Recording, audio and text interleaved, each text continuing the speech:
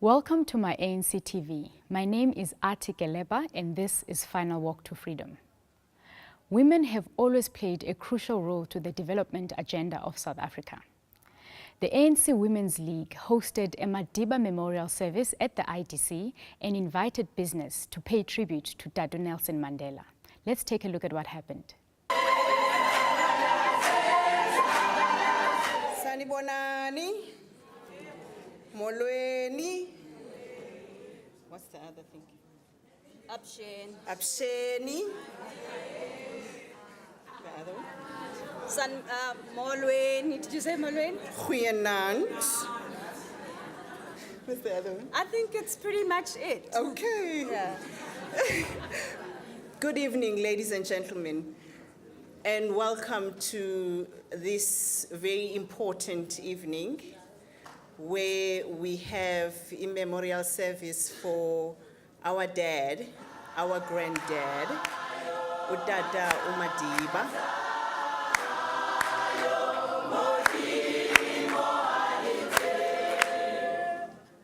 Amen. Greetings in the name of our Lord Jesus Christ. Hallelujah. Before I can pray, I just want to share a short message. The message that I'm going to share is like it comes from Dada. Amen. I just want to greet our minister and protocol observed. Amen. The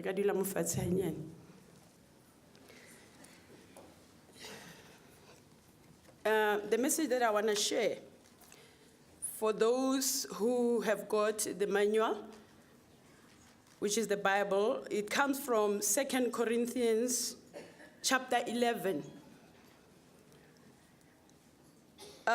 It says, it starts from verse 23, but I'm going to skip some of the lines there. As I said, it's like a message that comes from Dada Madiba. It says, I know I sound like a madman, but I have served so much. I have worked harder. I've been put in jail more often. I have been whipped times without number and faced death again and again. 5 different times, they gave me 39 lashes. 3 times, I was beaten. Once, I was stoned. 3 times, I was shipwrecked. Once, I spent a whole night and day on the streets. I have faced danger from flooded rivers and from robbers. I have faced danger from my own people. I have faced danger in the cities, in the deserts, and on the stormy seas. And I have faced danger from men who claim to be my partners. I have lived with weariness and pain and sleepless nights. Often, I used to be hungry and thirsty. Times, I have gone without food. Often, I have shivered with cold, without enough clothing to keep me warm. Then besides all this, I had a burden. Now, I just want to conclude this, what I have read, with this one. Philippians 2, chapter 12. It says, my children, you were always so careful to follow my instructions when I was still around. And now that I am away, you must be even more careful to put into action the work that I taught you. Now, I would like to just acknowledge our ministers that are here, our comrades, but ministers that are here. We've got Comrade Matole Mutsecha, who is an MP. Thank you for coming back. Comrade Umamu Enji Mutsecha, she is the, you know her. Comrade Gwen Ramokhopa. Comrade Miriam Sikhabudi, I'm so sorry, Sikhabudi. And not Deputy Minister Umamu Mantuli.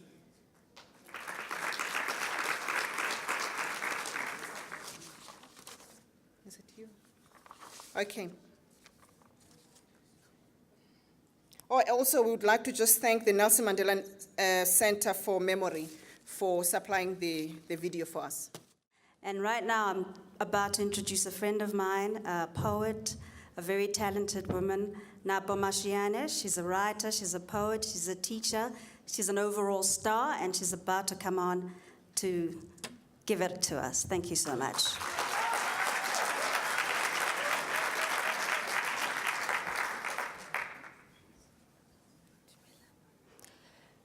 Sutang tseleng kinto nama nano nyana senyamafi shweshwe palisa haradi palisa felleng khalala ya se toro toro khalala ya lisiba khalala ya thomo khalala ya lekope ke re ntloheleng ke tlotlise khaebane haradi bata kakapa mohale ho tswa maroleng Ngwana batho, ngwana Afrika, koku. Ntluheleng bonna ke boke, bulang khoro ke kene, e moholo Ramasedi o se a ikgethetse nna. Nna tsuri kgeleke ho ntsha lehlaso. Sewile sefate. When the tree that sits in the center of our village takes the final bow, we need not ask under whose shade are we now to eat. For God crafted the lines of the universe, making the sun to shine at the birth of every being, the fire that lights through which new rays of life breaks, a moment in time when our new voices collectively must heal the diseased land souls together, linking the aged and the unborn, turning our childless graveyards into laughing homes. The chains of our past should not bundle us forever, but seal the lips of slavery caves. Our people should stop to live under the tyranny of silence and turn deserted lands into farm fields. We must sow the seeds of Ubuntu, building and shaping our future on firm grounds so that our royal languages can echo proverbs at the place where our ancestors walked. Let us help the poor and the lame to open closed doors so that they can dress our hearts differently. Let us move earth and assemble our villages so that our tears can become raindrops for the sea of education, for the rivers of prosperity, for the lakes of democracy. Let our voices write new poetic Bibles and proses of golden beauty, casting away HIV and AIDS, unemployment and felony.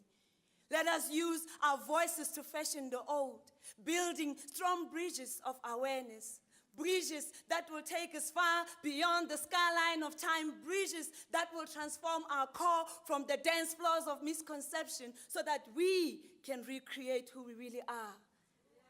Let us dress our behaviors like monks.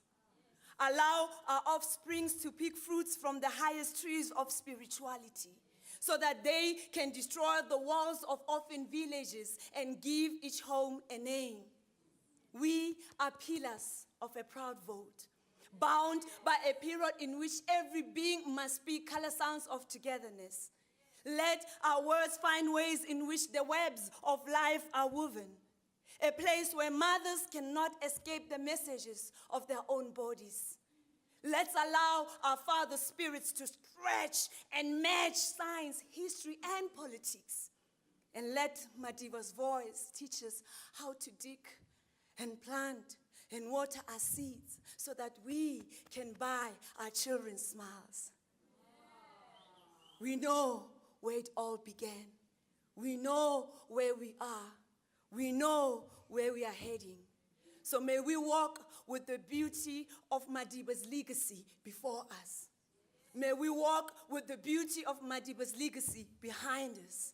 May we walk with the beauty of Madiba's legacy below us. May we walk with the beauty of Madiba's legacy above us. May we walk with Nelson Mandela's legacy all around us as we walk the beautiful way. Siwile sifate. So today, Africa, like Mandela said, let your sunrise voices shout. Let the sun rise. The sun rise, let the sun rise, the sun rise, let the sun rise, the sun rise, let your sunrise voices shout. Siwile. Umongameli ANC Women's League, Sis Angie. Tatu Mathole Masecha.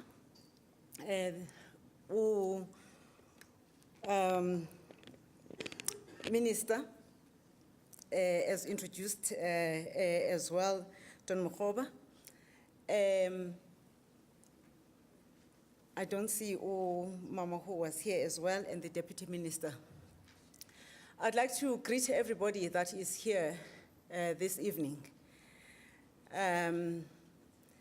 in what we are here about, which we don't have to explain. It is so easy to wallow in misery, to grieve to an extent that you lose focus of what next. I am reminded of a priest recently who was there to console a family that has had a death in their family. And of course, they were crying, and through all the midst of this, on the third day, the priest said to them, we've been here on day 1, we were here on day 2, we're now still here, and you're still crying.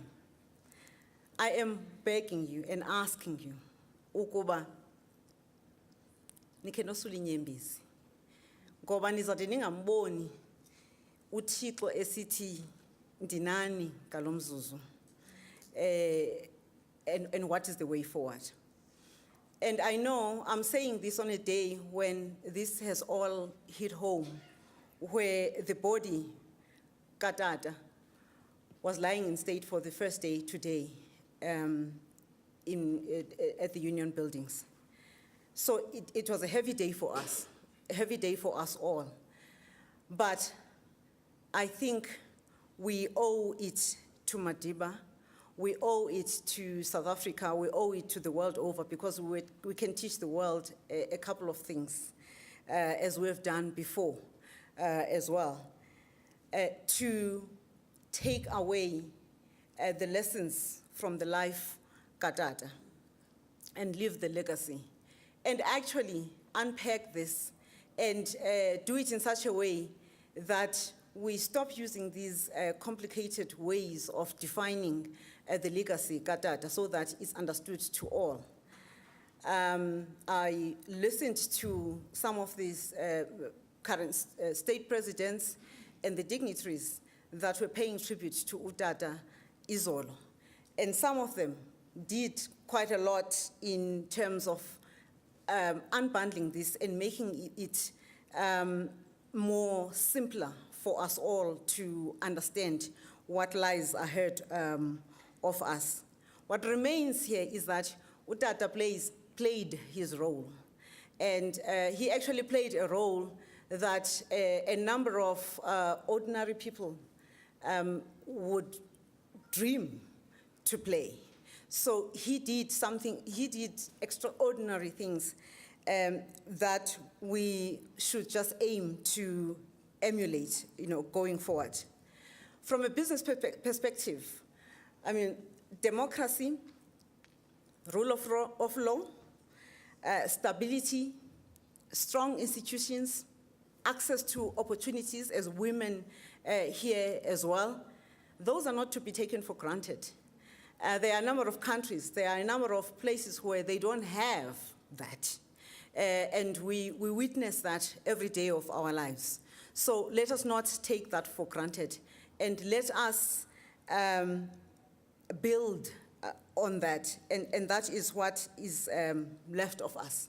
As business, business witnessed an era where Utata appointed in his cabinet a number of capable women. Some of them are here with us today. Some of them are heading up other institutions such as Umama Nkosazana Dlamini Zuma or Phumzile Mlambo Ngcuka, and others, Geraldine Faison Muleketi, Thokozi Didiza, and others, and who also appointed other women who saw potential in other women as well, both in government, but in also state institutions that are associated with government. So I will just paraphrase or summarize my tribute, basically from a business perspective, into 5 or 6 areas. I think one, we owe it to Madiba, South Africa, the world over, to be pragmatic. I think we had a business memorial service earlier today, and speaker after speaker talked about how Utata would get into a business gathering and actually just tell business that you will build a school, you will refurbish a school somewhere, or you will build a clinic somewhere, but also the economic policies that we witnessed in his time were very pragmatic. So he was practical and quite pragmatic in his approach. So let's not, thank you. Let's not frill these things and add salt and spice to all of these things. Let us be quite straightforward about what needs to be done. And I think at all times we know what needs to be done. The second thing that I want to say is that as women who, and I can also attest to being a beneficiary to that, who benefited from Madiba and the leadership and the policies of the time. Let us not have Utata proven wrong, that there was nothing in these women anyway. They will not expand, the vision. They will not put practicality, to the vision and take it forward. Let us be what Utata saw in women. I am about to finish. And I think we also owe it to Madiba in South Africa to believe that nothing is impossible. We've seen his resilience. We've seen how in the oddest of time, at the most difficult of times, they believed that the South Africa that we wanted to fight for, that the democracy that we wanted for this country is achievable.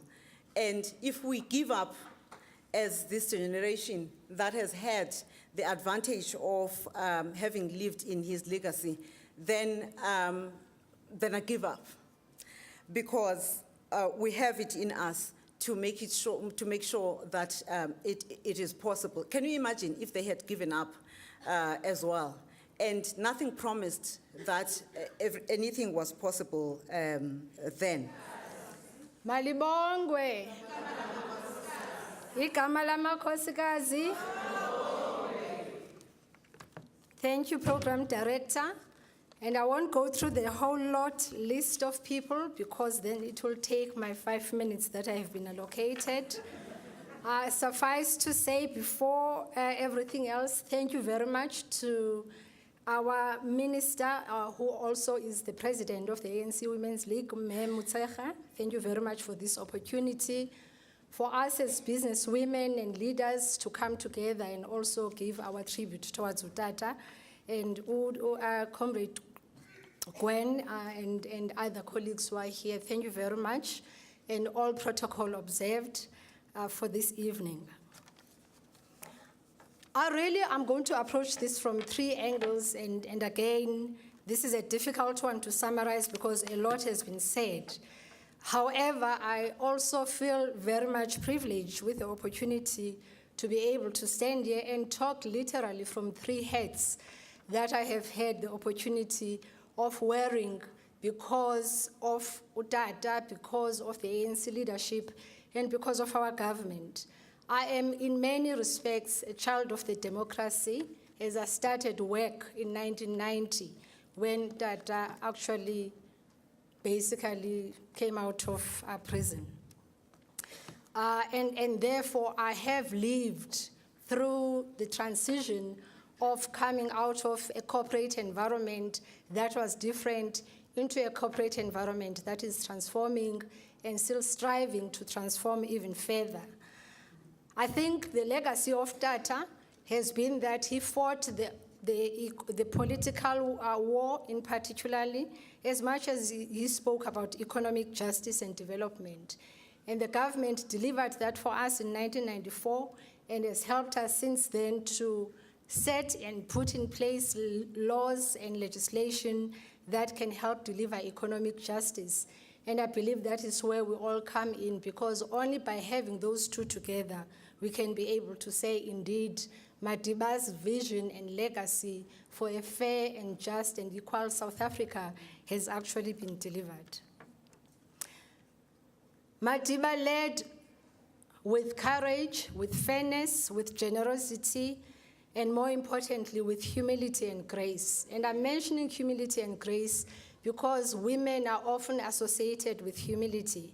But I think he showed us in many, many instances that you could get more out of people by just being humble more than anything else. I feel immensely, immensely privileged and very emotional about this tribute tonight. And I'm going to just focus on one aspect of my experience and the honor that I had with Utatu Madiba, and that is the opportunity that he gave me to acquire an education. I met Utata during my year as Miss South Africa, and the first question that he asked me was, "What are you going to do after Miss South Africa?" I had just been crowned, so I had not even thought that far ahead. And I said to him, "I'm not sure, but I hope that if it is possible, I'd like to get a university education." He looked at me and he said to me, "Leave it with me." He used to... I just want to say to you and to myself and to all of us, Dudwini, akuhlanga lungehlanga. And when these things happen to us, and happen to us all, even though we knew that this day will come, but I don't think all of us quite thought that it would really come and come in this fashion, but it did come. And therefore, I think it's important for us to think and reflect on some of these things. I stand here today, and I don't know why, because it's a women's discussion. But as usual, one gets abused in the process, but it's okay. I just think that I'm on the receiving end today, and I'll do that. And I I'm very, very honored that I'm given this opportunity. You know, when I grew up in the 50s, so that all of you would know how old I am. When I grew up in the 50s and in the 60s, as a young boy, I never thought that it was possible that one day I could stand amongst people and talk and claim to be a business person and claim to know a little bit about business or touch people's lives. I never thought of that. But today I stand before you because some people walked before me and made it possible for me. I actually stand before you and really indeed privileged on behalf of the Sankofa team.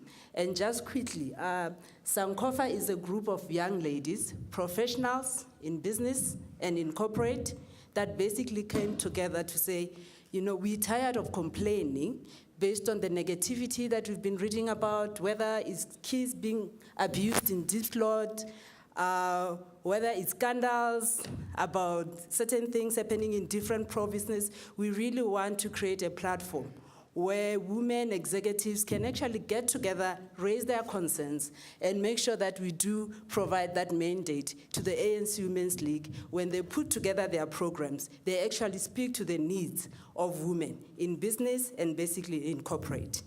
So on that basis, I basically just have a quick message from Sankofa before I actually call on Gugu to come say a quick poem on behalf of Sankofa. And maybe some of you might ask, what is Sankofa? Sankofa is actually a Ghanaian bird that is basically looking backward. It's got an egg in its mouth that represents the future. And basically it says, it teaches us to go back to our roots in order to move forward, that we should reach back, gather the best that our past has to teach us so that we can achieve our full potential as we move forward. Whatever we have lost, forgotten, forgone, or been stripped of can be reclaimed, revived, preserved, and perpetuated. And we thought this is actually so relevant, considering, you know, the negativity that has basically been covered basically thus far.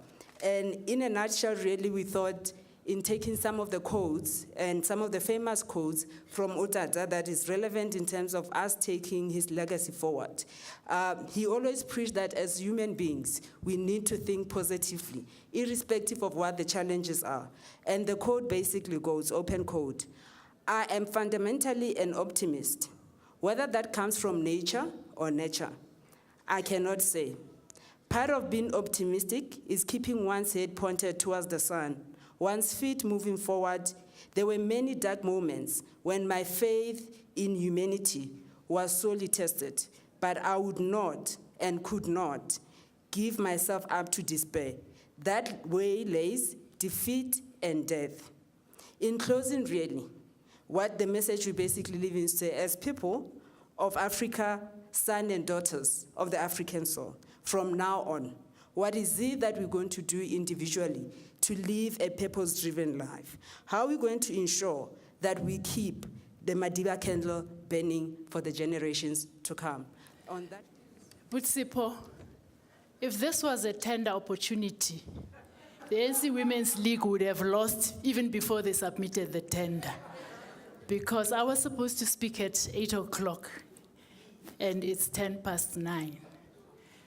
And one of the things that Madiba hated, I want to use that word, was being late. The other thing that he didn't like, which I also learned from the late Oliver Tambo because it was his friend, was for people to take longer than they are supposed to speak. And so they taught me to write each and every single word I'm going to speak, to say, and to time myself. So I had timed myself to speak to you for 10 minutes, and now the MC is telling me, be short, be short. But I'm sensitive to the time. So I will, in 3 minutes, I've put my speech away. In 3 minutes, which was supposed to be taken by my fellow speakers, I'll try and capture what I wanted to say to you in 10 minutes. But as I stand here, Minister, I'd like you to take this message back to the leadership of the African National Congress. This morning, I was called by someone who said, Tandi, how dare you say such a thing? I said, what did I say? He says, the Bild has reported that you said that President Zuma is a disgrace to the ANC. And apparently there's a newspaper article this morning that says Tandi Ndlovu said yesterday, after the stadium function, that President Zuma is a disgrace to the ANC. It's not this Tandi Ndlovu, because this Tandi Ndlovu is a child of the ANC who was taught that even if I thought someone in the ANC leadership is terrible, I couldn't say it, let alone in public. So I'd like to echo what Minister Gwen said. It is important, ladies, especially, that as we get along our businesses and we try and do right, the right thing to do is to acknowledge the African National Congress and the contribution that it has made to our prosperous lives as businesswomen. I agree, Minister, that half the time we are very shy to say that we are ANC. Someone asked me, why do you put that you are Umkhonto weSizwe in your abridged CV? I said, no, it's not just in my abridged CV, it's also in my published CV that I'm a member of Umkhonto weSizwe. The three things I'd like to say: the leadership of Madiba taught us that in business, you have to be strategic. He offered the African National Congress strategic leadership throughout. If you look at his history, when mass mobilization didn't succeed in 1952, after the Defiance campaign, what did he do? He had the M plan. And the M plan was about underground mass mobilization. He was criticized for it because people said, you are now opening more people into the arms of the special branch. But the M plan, which is Mandela plan, was a plan to change strategy. And for me, that was very, very significant. And so the challenge to you, especially the young women in the audience who want to start businesses or who are struggling with businesses, create your M plan. The second thing that I've learned from his leadership is courage. And how many of us in business go around our businesses with a lack of courage, especially the women? Nolita, you'll agree with me. If it were that women were a little bit more courageous, we would be able to take advantage of these opportunities that these comrades are giving us by virtue of the policies that they enact in Parliament, which policies are to support us. So that's the second thing. Strategic leadership, your own personal M plan. The second thing I've said is courage. The last, but certainly not the least, social responsibility. South Africa still has the highest Gini coefficient in the world. What it means is that the gap between the rich and the poor is highest in this country. And so I believe the challenge for us, businesswomen in particular, is to try and see how we close that gap. In his life, Dada tried to teach us how to do it, and I can give you ample examples of how he did that. I just do not have the time. And so as I sit down, I would like to remind you that we will hear in the next year, probably many, many years to come, a lot that's going to be said about the legacy of Dada. I would urge you not to keep harping on the legacy of Dada, but to create your own legacy. And by creating your own legacy, I have tried to give you those three very simple and I believe practical things that you can do for yourself, and especially for the younger women in the room. This is something that I've tried to live by, to create my own legacy, so that when I'm dead, people will say, Tandi used to say this or that. And as I step down, I had wanted to say it at the beginning. We have in the room women who, by virtue of their leadership in business, have encouraged us and made us to be where we are. And so I'd like to acknowledge you, Osalu, for the leadership that you've given us in business. Business next time bazobaleka masibabizi. Ibambe qabani. Amandla. Comrades, let me start off by thanking Umamantuli because I was supposed to give a speech and I really agree, no, Comrade Tandi, we really are running extremely late. So we've agreed that I won't give the keynote. We'll put it on the website and still on the website. So since I talk website, we've agreed that we should use the section there to really give a few words so that we can really release people because 2014 is over rough. So I don't want you to say this when they call you, you're going to sleep there. So I have to really make sure that I'm in your good books. So let me really start off by thanking the CEO of the place. He hosted us, and he's my homeboy. CEO, thank you very much. I want to thank IDC for hosting us. They're the ones who shared snacks with us when we said, we want to use today as a day where as women, we reflect. Because we're reflecting and joining us to reflect. So you are joining us. We thought we should use today to reflect. During the day, we had a national meeting, and that's why we're delayed, Comrade Tandi. We had a national meeting where we had women from your ANCWL League from different provinces, were church women. We thought in the evening we'll then reflect with working women. And that's why professional and women that are working. So we had a very long day, but we had to also make sure that we see off some of our guests who came from different provinces. And that's why we're running late. And our most sincere apologies, comrades. So I really want to take this opportunity to thank you very much for honoring us here with your presence, for coming to really reflect with us as women. We're singing during the day to say, Mandela re tla o leboha jwang. We really felt we should celebrate his life, but say, we don't know how to thank you. We don't know how to thank you for what you've done for us, because as Tandi is saying, the struggle for women is daunting. It's a daunting task, even amongst the progressive.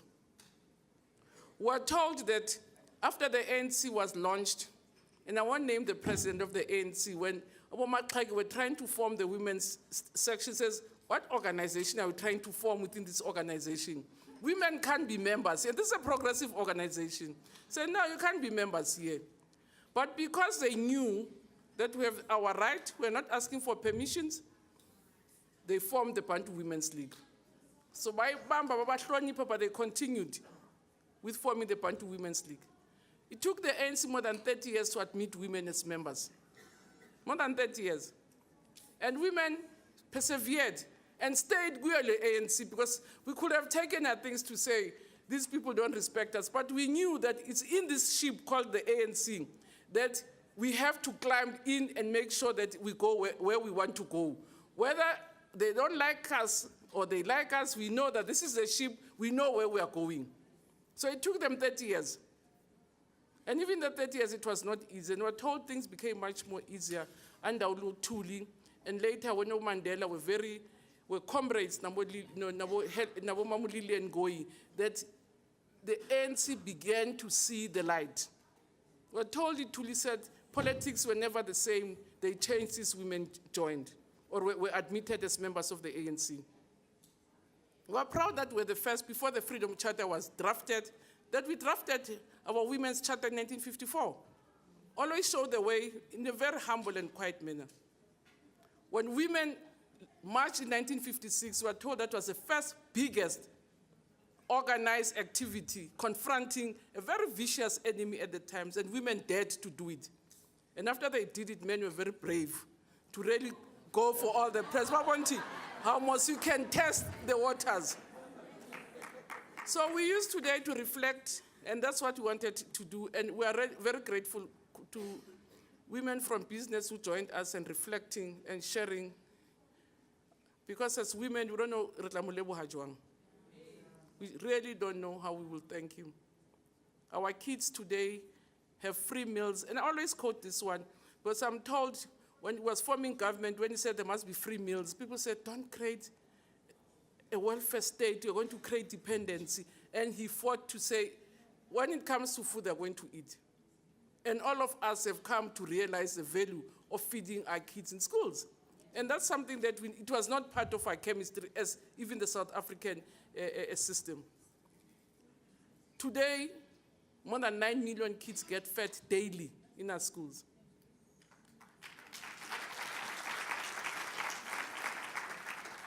We have more than 9 million kids who don't pay fees in our schools. We have more than 3 million adults, the majority of whom are women, who now can read and write. 3 million since we took over. And we're reflecting on those things to say, Mandela, so I really want to thank you again, Sipogazi and the ANC Communications, these young cubs, call them cubs, in the life of the pride. You have cubs, you have to run in front, whilst you old ladies are coming slower. So the cubs run and disorganize the enemy. The mother with the big body comes and grabs the enemy. The father will come and break and eat. Then after he's eating, then we will get the crumbs. So it's the life of the pride, and we're really proud that our cubs did it again. Thank you very much, Sipogazi, and your team from communication. Please. We also have another pride, the cubs from Sankofa. Please stand up, Anabaka. Thank you very much. We have these youngsters that have really been running around and making things happen for the Women's League. We've been hosting quite a number of events with them, Comrade Thandi. We had what we called high tea. And we invited them, listen to the high tea story. We invited them, our usual ways. I always say, women say, very brave. You can start a family without a husband and without money. Just have your 5 kids. You don't worry what they're going to eat. You are unemployed. You want to start a family. What's wrong with that? So we always make a plan. And it happens, they become men and women, they marry, have grandchildren. Why shouldn't we have children because they don't have a husband? So we make our own plans. So we're having our high tea. I was a DJ because we didn't have money. I had to be DJ because there was no money. And these kids from Sankofa said, hey, Mama, this is not class. So why don't we have a power tea? And they did. Oh, my goodness, we had heads. Was in the height, we didn't even heads. How can you be a DJ with a head? So you had to really come with your hair. And then they said, bring your high heels, bring your heads, show you what high tea looks like. And they really did, and they've been showing us the way, helping us fundraise, but also helping us to get young women. Because Gwen is right, so why are we embarrassed about this ship? I mean, this ship called the ANC. It has taken us out of these troubled waters. That we can't deny. And like any other ship, it will go through the turbulences. So why, when we hear turbulences, stay on, otherwise we are going to get hurt. Stay on this ship. All right? Or sometimes people don't like the Cape 10, Cape 10 asimtandi, and create lots of smoke around the Cape 10. When there's lots of smoke, then we say there's too much smoke around the Cape 10, don't like the Cape 10. Don't worry about the Cape 10. Worry about the ship. It's taking you to your shores. That's where you're going. Don't worry about it. And don't punch holes on this ship. We will all sink. So stop punching holes at the ANC. Treat it with care. It has taken us out of troubled waters. It can go through turbulences. It's getting there. It's getting there. Right? So I already, as I say, and we said today, it will be said that after Sunday, we have not reflected on this man. And for all of us, thank you for the reflections. A lot has been said about him. Each time you open the paper, it's as if you have not heard what they said yesterday. It starts all over again. And I really have to thank the press for all their sins. They've been extremely good this time. For all their sins, they've been extremely good, with really helping us to reflect in a very dignified manner. But again, without taking lots of your time, just for allowing us to close this matter without getting to the keynote and having a closing. And say, next year the ship is going to come. Sales, so and if we have to really get his legacy going, let's get the things that he valued. He said he's going to get, the first thing when he meets about Tambo and Naboban, he's going to join the ANC. Let him not look down and find that we have killed that sheep. I say, I join you. So Fanta Ibone, at least Lento I join is still there. And by keeping the legacy and keeping the work going and dealing with the challenges and the difficulties that we have. But again, as South Africans use this opportunity to reflect and say, we are indeed a beautiful nation. We have everything going for us. And we can't afford to lose focus. We have the potential to be the best in the world. I always, even when I travel, I look at people get up. I very comment about South Africans. Even when we go abroad, we are about you have to be a South African to Sbonegate anyway. So we are the most beautiful people. I've never seen people more beautiful than South Africans. Tell me anyway. So we are the best. We are a beautiful people, a bright, with huge potential, and let's not spoil it for ourselves. Let's do it right. Let's look after each other.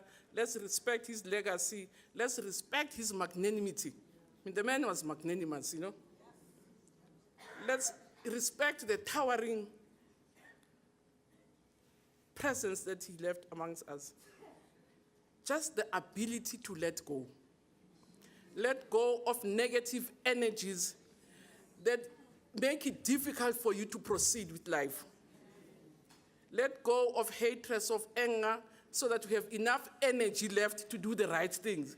Because if you can allow those to trap you, you will not be able to proceed. And that's what he taught us, just to let go and rise above our difficulties so that we have the opportunity to do the best that we can do for other people and be the best that we can be. And I was saying that I think women my age will know this is a hunger. I mean, let's really get his legacy to live on. Or Kenson says if he was there, his times he would have. He was the best in every way. So let's really keep his legacy going and keep the smile. And thank you very much. Have a good night. Thank you very much.